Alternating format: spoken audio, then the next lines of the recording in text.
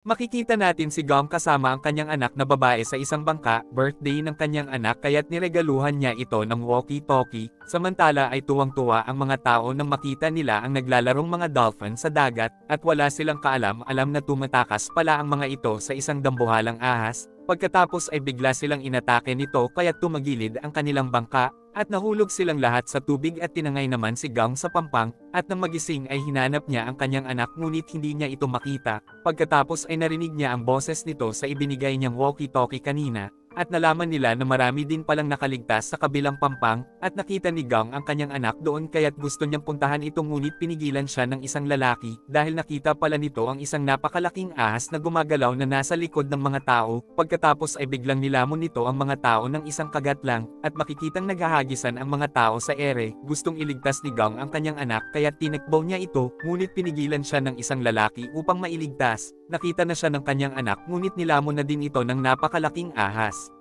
Pagkatapos ay nawala na ang napakalaking halimaw sa gitna ng kagubatan, takot at nag-iiyakan ang mga nakaligtas dahil nilamon na ang kanilang mga mahal sa buhay, at dahil sa signal ng walkie-talkie kaya't nalaman nila na hindi papatay ang mga tao sa tiyan ng malaking ahas, kaya't nagdesisyon si Mao na iligtas ang mga tao sa loob ng halimaw na iyon, at sumama na din sa kanya ang iba, ngunit matapos umayaw ng mga naiwan ay nilamon sila ng isang hindi nakikitang halimaw na may napakahabang dila, samantala ay iniluwanan ng napakalaking ahas ang kanyang nilamong mga tao sa kanyang pugad at umalis, at makikitang buhay pa din ang mga tao na kanyang iniluwa, at kasama dito ang anak na babae ni Gong, naghanap ng malalabasan ang kapitan ng barko ngunit sa kasamaang palad ay mahihirapan na silang makalabas doon, at ang nakakatakot pa dito ay may malalaking itlog pa ng dambuhalang ahas sa pugad, nang lapitan ng kapitan ang mga itlog ay pinigilan siya ng anak ni Gong dahil malapit na pala itong mapisa, kaya't nawalan na ng pag-asa ang lahat dahil alam na nila na ito na ang kanilang katapusan, biglang binato ng isang matanda ang isang itlog dahil inakala niya na mapapatay niya ang ahas sa loob nito, at pagkalabas ng ahas sa itlog ay nagtago na silang lahat sa likod ng isang malaking bato, at naiwan nila ang kasama nilang babae na hindi makalakad, kaya't ito ang kinain ng ahas.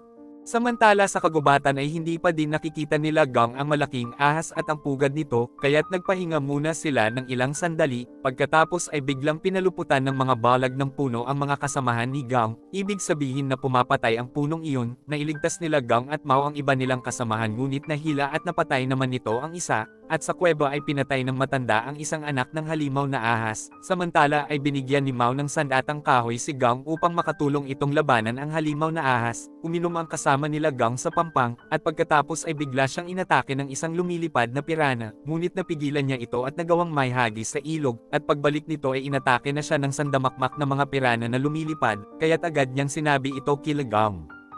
Inatake na sila ng mga ito at nagtatakbo na silang lahat, at nang maabutan ay nilabanan nila ang mga ito ng kanilang mga hawak na sandata, at pagkatapos ay nakagat nito sa kamay si Mao, at nalaman ni Gong na umaatake pala ang mga ito sa pamamagitan ng hamog, kaya't agad silang nagpunta sa gitna ng kagubatan na walang kahit anong usok, at dahil dito ay namatay na ang lahat ng mga halimaw na pirana, pagkatapos ay nakita nila na may isang napakalaking dila ang dumikit sa dambuhalang linta na nasa puno, at nalaman nila na dila pala iyon ng isang napakalaking palaka, at nang dahil sa takot ay agad silang nagtatakbo upang makatakas, nahuli nito ang matanda ngunit hindi bumitaw ang matanda sa puno, tinulungan nila ang matanda at sinaksak ng isang lalaki ang dila ng palaka, at nasunog ang muka ng lalaki dahil sa lumabas na likido sa dila nito, pagkatapos ay sinibat ni Mao ang mata ng palaka, kaya't nang mabitawan ng palaka ang matanda ay agad silang tumakas, hinabol sila ng palaka at nang aatakihin na sila nito ay bigla itong kinain ng isang halimaw na ahas sa ere, at natakot silang lahat nang makita nila ito, at pagkatapos ay hinabol sila ng dambuhalang ahas, nahuli ang dalawa nilang kasamahan at salamat na lang dahil naipit ang ahas sa gitna ng dalawang puno, kaya't nakaligtas sila sa pag-atake nito.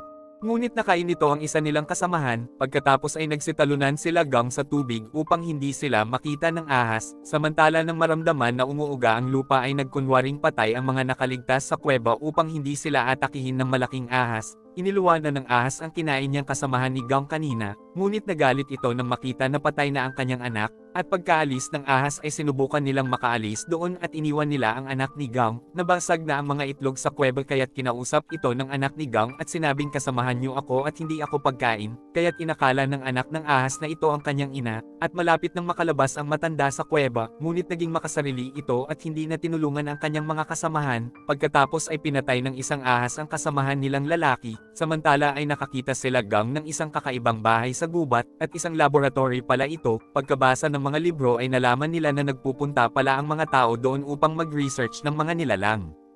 At kaya pala naging dambuhala ang mga hayop doon ay dahil sa kanilang experiment, at tinawagan nila ang rescue team sa radyo, pagkatapos ay dumating ang matandang nakalabas kanina, kaya tinanong nila ito tungkol sa mga kinain ng dambuhalang ahas, ngunit sinabi nito na patay na ang kanyang mga kasamahan. Kinabukasan ay hindi sila nakita ng helicopter kaya't umalis na ito. Sinabi ni Gang na buhay pa ang kanyang anak at ang mga survivor dahil nagkaroon ng signal ang kanyang walkie-talkie, ngunit sinabi ng matanda na baliw kapatay na nga silang lahat, kaya't inakala nila na nag-aalala lang si Gang sa anak nitong namatay. Ngunit nang marinig ang boses ng anak ni Gang ay naniwala na sila dito, pagkatapos ay nagtatakbo ang matanda at kinawayan niya ang helicopter, ngunit nang papalapit na ang helicopter ay biglang kinain ito ng dambuhalang ahas, at pagkatapos ay inatake siya ng kasamahang matanda nila Gang at pinatay niya ito, samantala ay lumapit na ang mga ahas sa anak ni Gang, ngunit pinigilan ito ng isang ahas na nag-akala na ina nila ang anak ni Gang, narinig na niya ang boses ng kanyang ama, at pagkatapos ay inilagay ni Gang ang isang ugat ng puno sa butas ng kuweba upang matulungan niya ang anak.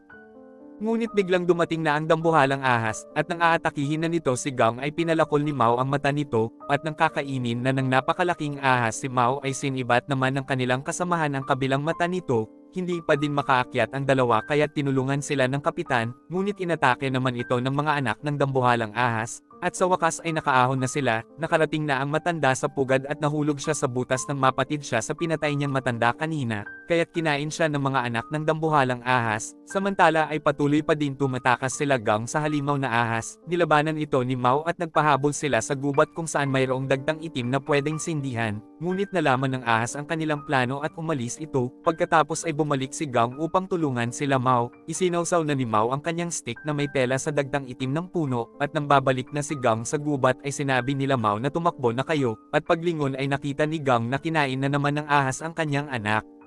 At nang kakainin na nito si Gang ay nagpahabol si Mao sa gubat habang dala ang nag-aapoy na sulo, kaya't pagkarating sa puno na may dagtang nagsisindi ay inihagis na niya dito ang hawak niyang apoy, kaya't nagliyab at nasunog ang ahas, at pagkalabas sa gubat ay nakita ni Gang ang kamay ng kanyang anak nang buksan niya ang bunganga nito, kaya't hinugot nila ito ni Mao at inilabas. Inakala niyang patay na ito at habang sini-CPR ay gumalaw na ang isang daliri nito at nabuhay. At dito na po nagtatapos ang ating movie. Mag-subscribe ka na po Lods para sa magagandang mga movie na katulad nito. Maraming salamat po sa iyong panunood at pagsuporta. Ingat po palagi Lods. God bless.